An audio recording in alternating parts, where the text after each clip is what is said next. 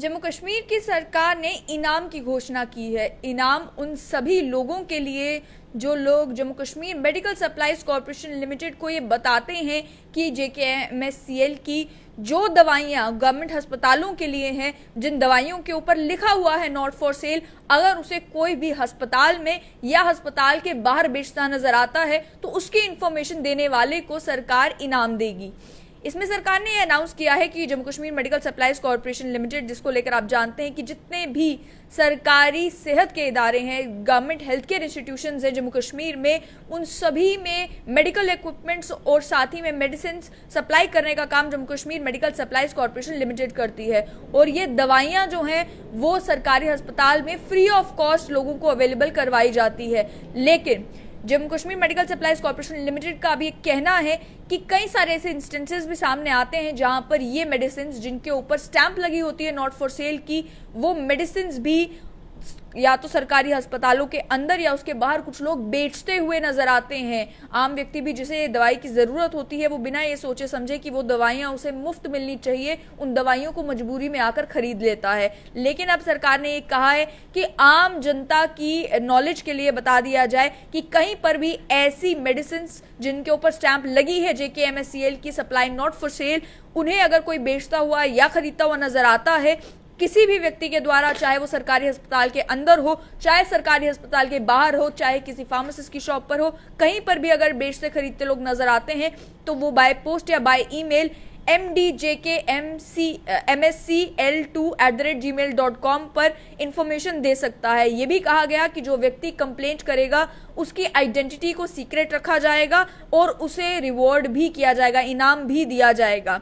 इसमें बताया गया कि Jammu Kashmir medical supplies corporation limited एक पब्लिक सेक्टर अंडरटेकिंग है सरकार की, जो कि नोडल एजेंसी है सभी सरकारी अस्पतालों में इन दवाइयों की प्रोक्योरमेंट के लिए। उन्हें वेयर हाउस में भी रखा जाता है इसकी डिस्ट्रीब्यूशन के लिए, और उसके अलावा surgical sutures, machinery, equipment, allied items जिन जिन की भी जरूरत सरकारी अस्पतालों में होती है, उस सभी को प्रोक्योर करने का और सप्लाई करने का काम Jammu Kashmir medical supplies corporation limited करती है। ये जो ड्रग्स हैं ये सरकारी अस्पतालों में क्वालिटी टेस्टिंग के बाद, एनालिसिस के बाद ही जो है वो ड्रग टेस्टिंग लेबोरेटरीज के पूरे प्रोसेस के साथ गुजरने के बाद, GMP सर्टिफाइड होने के बाद, NABL एक्रेडिटेड होने के बाद जाकर जो है वो सप्लाई की जाती है। और इन सभी दवाइयों के ऊपर स्टैंप लगी होती है कि JKMSCL supply not for sale, free of cost सभी सरकारी अस्पतालों में ये दवाई दी जाती है।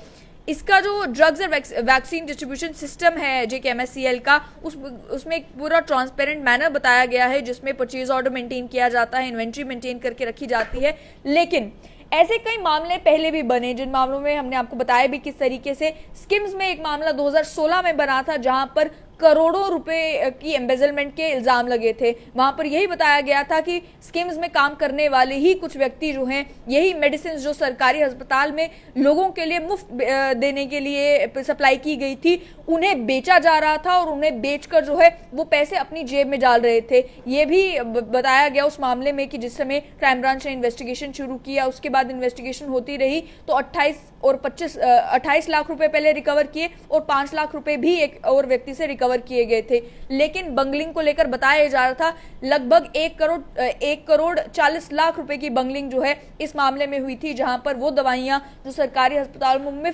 मुफ्त मिलनी चाहिए थी उन्हें बेचा जा रहा था। क्राइम ब्रांच ने इसमें कई सस्पेक्ट्स को जो है वो इन्वेस्टिगेट भी किया था। इनमें 3 लोगों को जो है सस्पेंड भी किया गया था और 2016 से अभी तक ये मामला चल ही रहा है। 2022 में भी अभी इसकी इन्वेस्टिगेशन हो ही रही है।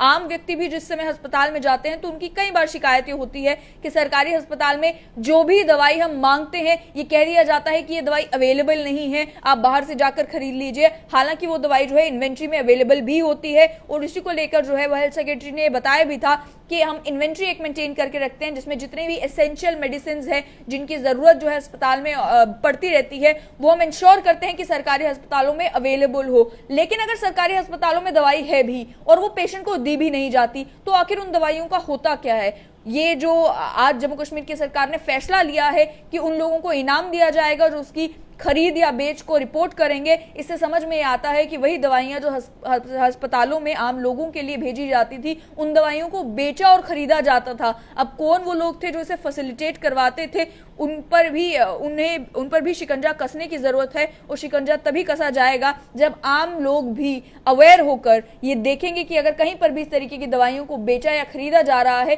तो इमीडिएटली सरकार को इस बारे में इंफॉर्मेशन दे। मैं दोबारा आपको बता दूं कि ईमेल के जरिए भी आप ये इंफॉर्मेशन सरकार तक पहुंचा सकते हैं। ईमेल आईडी है mdjkmscl2@gmail.com। इस ईमेल के ऊपर आप मैसेज करके जो है ईमेल करके उन्हें बता सकते हैं कि यहाँ पर मैंने ऐसा इंसिडेंट देखा जहां पर ये दवाइयां बेची या खरीदी जा रही थी। ये कहा है सरकार ने कि उनकी आइडेंटिटी को सीक्रेट रखा जाएगा और जो भी व्यक्ति इंफॉर्मेशन सरकार को देता है उसे इनाम भी दिया जाएगा।